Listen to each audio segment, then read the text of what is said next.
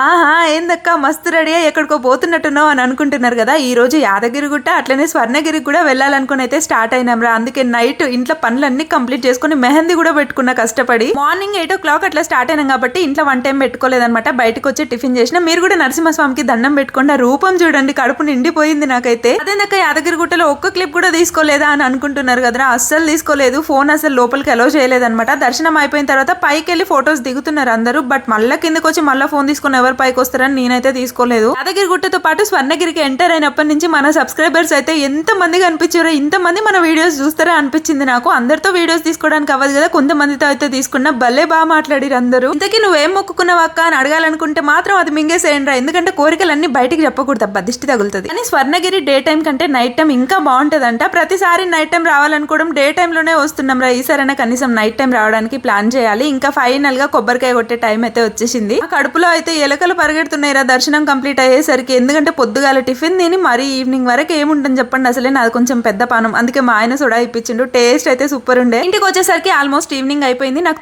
తొందరగా videos shoot చేసుకునేవి కొన్ని ఉంటే అవి దబ్బా షూట్ చేసుకున్నా. కొంచెం ఫ్రెష్ అప్ అయిపోయి ఇప్పుడు నేను వేసుకున్న బ్లాక్ డ్రెస్ అయితే క్వాలిటీ కానీ ఫిట్టింగ్ కానీ అద్దరిపోయింది. మీకు కావాలంటే వెంటనే ఆర్డర్ చేసుకోండి, కింద ట్యాగ్ చేస్తా. ఓకేనా, బాయ్.